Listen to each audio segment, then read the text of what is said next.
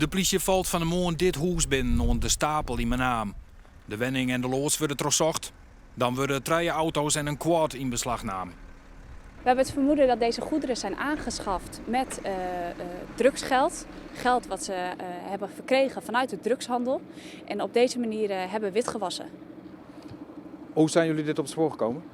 Nou, we zijn een politieonderzoek gestart. En dat heeft er vandaag toe geleid dat we deze invallen gedaan hebben op 3 locaties. In Stiens, Leeuwarden en in Menaam.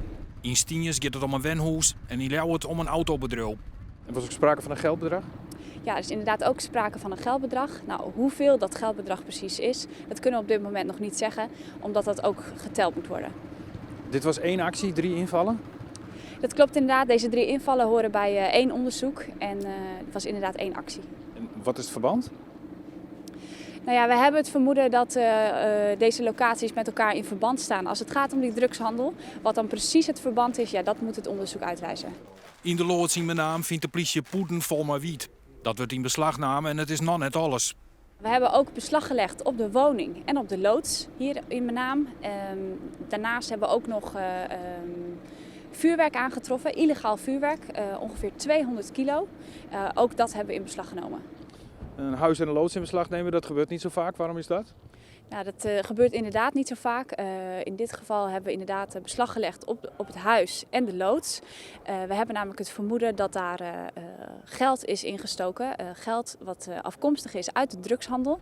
En dat het op deze manier is witgewassen. En als de politie nog een speedboot in beslag neemt, gebeurt er het volgende. Wij zijn de buren hiernaast. Ik zei, dat is onze boot. Je bent een boorvrouw. Ik ben een boorvrouw, ja. En die boot is van jou?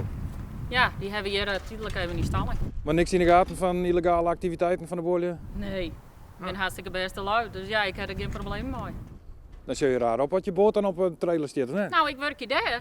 Dus ik denk, ik zei dat is onze boot. Ik zei, dat klopt net. Maar de papieren erbij wordt ontoond dat de boot net van de vertochten is.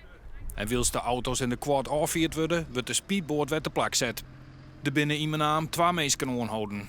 De politie sluit net uit dat er nog meer aanhoudingen komen in deze drugszaak.